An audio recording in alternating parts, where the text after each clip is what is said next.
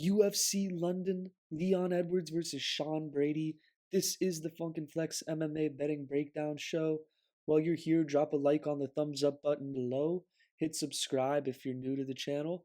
This is the back half of my twice a week content coming every Friday, the betting breakdown show. The first half is on Wednesdays with the preview and predictions, the early leans and full breakdowns of the cards in that video. This is a little bit deeper look into my full card and betting breakdown, starting with the 5 and 8 week recap, unfortunately. And with that comes a tough breakdown of the confident picks. Josiane Nunez was not looking to defend any strikes at all, got knocked out early. Kevin Vejos was the one bright spot of the confident pick section last week. He did come out and do exactly as planned and got the easy KO. Minus 150 Kevin Vallejos KO was a great price tag. Nergazier looked absolutely awful against Ribeiro. Has this sort of twitch where he kind of just pokes his own eye and he's like bothered by every hit that he takes, I guess. I don't know. He kept reaching for his eye. The minus 400 price tag on him was crazy, and I feel crazy for giving that out as a confident pick last week. But we regroup. Vittori, another close fight against Dolidze. Dolidze looked good in that matchup. I'm just not a huge Dolidze guy, and I'll probably look to continue to fade him in the future. Vittori may have just had a little bit too much time off and kind of left his hands a little too motionless at the beginning. The dog of the week ends the streak after 5 straight weeks in a row. Picks Ryan Spann at heavyweight was not the experiment that I thought it was going to be. He took the loss to Cortez Acosta, who just really was piecing him up the whole fight.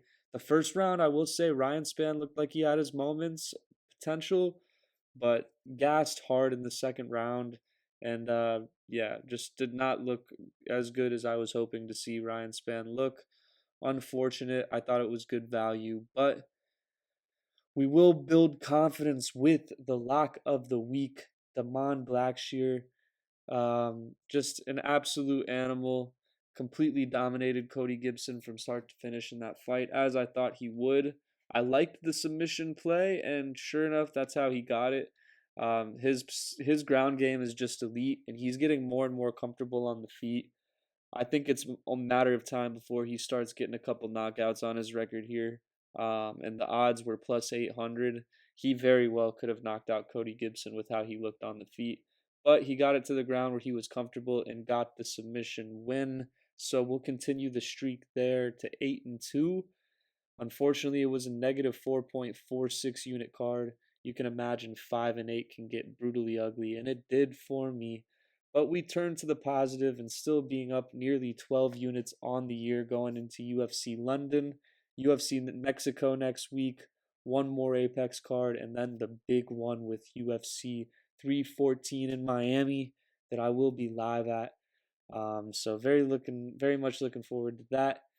But before I get ahead of myself, we do have a London card to break down. It'll be afternoon time in the States. And so without further ado, let's go ahead and jump into the confident picks section for UFC London. I like Christian Leroy Duncan. Money lines minus 600. It's hard to get to by itself. But if you're looking to play a parlay piece, I think that he's a good anchor for some parlays. Going against Puliev, who's making his UFC debut, and I think he's just biting off more than he can chew with Christian Leroy Duncan, who's faced some tough competition, went to decision with RoboCop after 3 rounds, and we've seen RoboCop can crack hard. Dropped Jared Cannonier twice in the first round and did not have that same success against Christian Duncan. And so to be clear, it's Leroy Duncan. I got his picture up there, not to be confused with the other Christian Duncan, who's a plus 300 underdog on this card. But I like Leroy Duncan to get this fight done, probably by KO.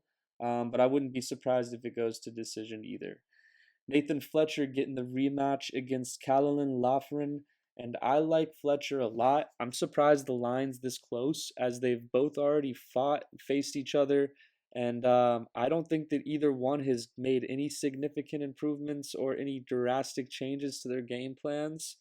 Loughran really relies on his durability and strength, kind of like a Marvin Vittori last week. and Fletcher's more of a tactical fighter. He's the more skilled fighter on the ground, and I think that he's strong enough to hang with Loughran. I think that his durability is up there too. So I think that Fletcher's just the better all around fighter, and I think at minus 120, he's a solid, confident pick this week. Mick Parkin, another confident one this week, trains with Tom Aspinall at heavyweight. These two guys are two of the fastest guys that you're going to see in this division. And while Parkin is a little bit bigger, maybe not as fast, definitely not as fast as Aspinall, he is similar in the sense that he's extremely well rounded. He's got a nice grappling skill set, and his striking is dynamic. I think that he could give someone like a 39-year-old Marcin Tybura some problems. I like Parkin by KO. We'll talk about that a little later, but his money line at minus 120 as well is enticing as he's got 10-year age difference here in this fight, 10 years younger for Parkin. And like I said, he's training with elite heavyweights in that gym in England. I think Parkin's the next prospect at heavyweight, and this is his debut into the rankings, in my opinion, against Tybura. Should be able to get it done with the solid minus 120 price tag. And Loner Kavanagh, fighting against a durable guy in Dos Santos, which is why, again, another money line pick here. I don't want to really give you guys too many props unless it's a real confident one in these confident pick sections. I always mention what I'm thinking is going to happen in the fight. But I think Kavanagh could get a KO or decision against Dos Santos. Dos Santos has been a durable guy, surviving against the guys like Manuel Kopp and Andre Lima, who we saw dominate last week. I think Kavanagh is up there in that mix of upper level competition that Dos Santos has faced. And I think that he'll be able to use his boxing and well rounded skill set to get it done. Looking like a solid prospect at 125 is Loner Kavanagh. And I think that minus 300 may still even have a little bit of value on it. Maybe a good parlay piece with Christian Leroy Duncan. Um, but nonetheless, we'll end the confident pick section and go to the dog of the week, the back against the wall, Mr. Kevin Holland. And a lot of people are going to call me crazy for this. I'm ready for it. But I like Kevin Holland in this spot. I think that Gunnar Nelson is not the same skill set of a Reiner de Ritter or really any of these grapplers at 185. He is an older fighter, does not fight near as frequently as Kevin Holland. I think two fights in the last 5 years. Kevin Holland's probably had 15 fights, and this one, none, probably the most important for Kevin Holland. I think that he can knock him out. I really like Kevin Holland to chin Gunnar Nelson in this spot, and I think that he's a solid dog pick here. Plus 125 is what I ended up locking him in at, and he's a good dog of the week. He's a fighter that's scared me in the past, lost me money in the past, as just someone that's not always determined and showed up and disciplined through training camp. But I think at 170, he's got to lock in a little more in the weight cut where he can't just kind of show up to the fight at 185 untrained. I think he's locked in for this fight, and he's posted on Twitter like he's basically saying he owes his fans a win. And I think that we're going to see one in this spot. So give me Kevin Holland as the dog lock of the week. The actual lock of the week to continue the streak, we're going with Carlos Ulberg to beat John Blachowicz. I think he's going to knock him out, guys. I know that John Blachowicz is a public underdog, and a lot of people that I really respect in this MMA gambling scene are on John's side. But I think Ulberg's the real deal striking. I think Pereira did win that fight against Blachowicz, even though a lot of people want to say robbery because it was a split decision. I think he won rounds 2 and 3 clear, and I think Ulberg can do the same. John may start out hot as Ulberg likes to, not really push the pace, but I think that Ulberg's power is the real deal, and he has that one shot KO ability. At 42, I question if John's chin is going to hold up. He did have some shoulder surgery and took some time off to let that recover, so John could look sharp like the old refreshed John and go on a run at 42 like Glover Teixeira. But I don't think that it's going to happen against Carlos Ulberg. I think that Ulberg is the next star at light heavyweight, and I think that this is a big fight for him and a test that he'll win. training out of a solid gym at City Kickboxing. He should have the training partners to be able to prepare for a guy like John Blachowicz, who's a veteran. There's going to be tons of tape on him, and I think Olberg is really going to show. He's up next, and I like Olberg here as the lock to continue the streak to go 9 weeks in a row on these locks of the week, guys. I'm feeling confident on this one in the co-main event. If you're interested in some degenerate props, it's not something that I'm going to twist your arm and try to sell you on, but Padilla by KO. In fact, I just want to mention Padilla here as another confident pick. He should be one that's mentioned in the group. I think that he gets it done against a guy like Jai Herbert. I think he'll outdog him, and I think the KO is really live here in rounds 2 or 3. Is Jai likes to really be a technician on the back foot, technical kickboxer, and I think he's going to struggle when Padilla brings the fight up close. I think Padilla's wrestling could be a factor here, and ground and pound is not out of the equation. Fletcher by sub, another degenerate prop around the same line, plus 450, against a guy like Loughran who doesn't, I don't think, have the most technical jiu-jitsu, really just relies on strength and wrestling. And I think Fletcher with the chokes could take his back and really make something happen here for plus 450. I really like it.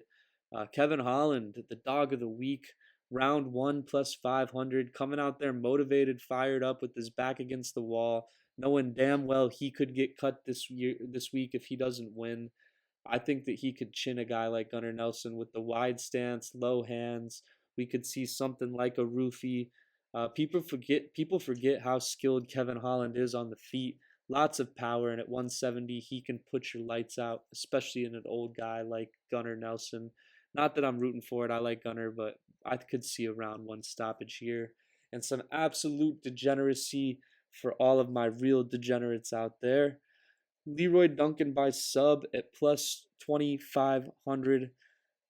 I mean, he won his last fight by sub against a striker who's new to the UFC. And while Vucenic has some dynamic grappling, I think plus 2,250 is crazy for a guy that likes to grind out fights and wear onto his opponents late in the fight. And I think round 2 or 3, Christian Duncan could get his wrestling involved, and I very well think a sub is likely. So not likely, but a good possibility at plus 2,500 if you're looking to sprinkle it. I'm not saying it's likely in the sense that you should bet large sums of money on it, but likely that plus 2,500 makes it seem a little ridiculous. So go Christian Duncan by sub in a small sprinkle sense. And we'll call that a wraps on UFC London. Thank you all for tuning in. Drop a like on the thumbs up button below on your way out if you haven't done so already. Show some love on the Instagram at FunkinFlex MMA. Make sure you're following me there as well. It's where I get my full official picks every week. The early picks are on the preview prediction shows on Wednesday, so make sure you're subscribed with the post notifications turned on to catch all of those. You'll see them on the Instagram as well. And without further ado, I wish you all a great weekend. Hope you all cash some tickets and stay funky.